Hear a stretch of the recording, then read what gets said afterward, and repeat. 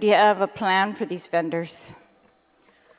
The best we can do right now with the limited funds that we do have is we try to at least make partial payment. So if we owe a vendor $1 million, we will try to squeeze out at least $50,000 for each of the vendors that we owe. So instead of paying a large sum of money to one vendor, we're trying to divvy it up so at least there's movement on the accounts. And most of the time that's okay with the vendor, but I don't think it will last very long. They're going to eventually ask for, we want to get the whole amount right now. Or Well, didn't you testify that there's 60 vendors on hold already?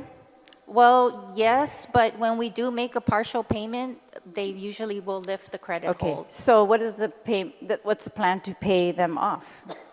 We make the smallest payment that we can and try to pay as many vendors as we can instead of making a big payment. But we really do need a large cash infusion in order to make a dent in these payables. So even if we have an increase in collections and available cash, it's immediately absorbed. We can spend it in the blink of an eye just to pay the vendors down, and then another bunch of invoices come in because these supplies and pharmaceuticals are very expensive. We're paying a lot more than we used to, so it's been overwhelming.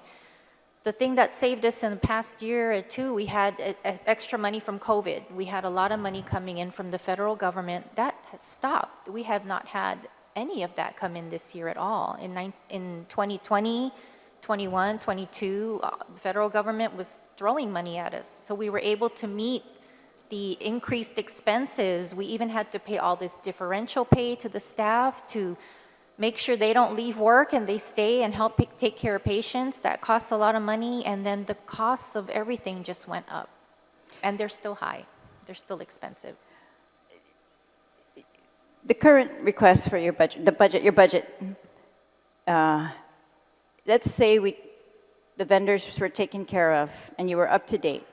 Does your budget currently going to allow you to operate without that deficit? Or are you going to operate and result in another deficit at the end of the year? Well, I hope we don't. I think if we just have something to help us get caught up with the vendors, we can stay on track if we keep on our track with the way that we've been billing so far and follow up with the collections. We've been a lot more aggressive with the payers. The insurance companies, I will admit, one is really giving us a hard time. They don't pay us. And that's very difficult when they don't pay us. The other payers are fine. They pay us every week. Medicare pays us every day. You hired 2 attorneys, used to be none in the last year. So yes. What about that? Oh, I'm assuming you hired attorneys because you're having problems, but it doesn't seem to be resulting in anything different. It's worse after you hired attorneys than when you didn't hire any. Are they helping you with that problem payer? They are. If I may just go back to how our collections are, and if I may reiterate, Medicare pays us on a per diem rate. So if my hospital bill is $10,000 per day, Medicare will only take GMH $1,500. I know. Sorry. So Lillian. that's the problem. Is although we can be very aggressive with our collection, the reimbursement is not 100%. Okay, I'm sorry, but that's why I asked. If we operate it the way you plan, are you going to result in a deficit? And are you telling me we will always result in deficit, or that you've made a plan to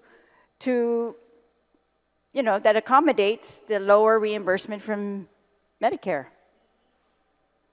We plan to hire, hopefully we have an RFP out by the end of the year to get a consultant so that we can work on the rebasing for Medicare. That's the only way we're going to get our per diem rate up. That is the only way. Right now we're capped at Okay, I know, and you've been saying that for years as well. So I'm asking, you should be working on that, rebase, but what about your operation? Have you made a plan that you're going to operate without a deficit? Yes. Yes? Yes. And that's based on billings? Billings and our projected revenues. However, what's really pulling us back is our payables right now. Right. So I know. That's okay, really so pulling that's us why back. I said, if the payables were taken care of, I just want to know that we have a system in place that's supposed to come out Yes. at least break even. At least break even. Right? Yes. if it's managed correctly. Yes, properly. Yes, Alright. absolutely, I agree. Yes, it's really the And payables. that you're saying that is your system? Because I think that many in the community believe we do not have a system that can even break even, but we do.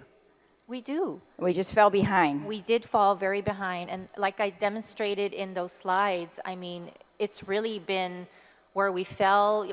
We had expected something after the EHR. We knew just based on experience and from what we researched is that it's going to take a month or two just to get caught up, and we did. When the network shut down in March, that was very unexpected, and the consequences of that, especially on the billing side, was detrimental. We barely billed anything in April. Hardly anything went out. So we lost 1 month. The next month, we still couldn't get caught up because we didn't have any medical records and charges weren't dropping. So the staff worked really hard, but it took a few months to finally get caught up. So all those months that have been lost, I'm glad we're up to par now, but we still have months that we lost billings already, which is hurting us right now.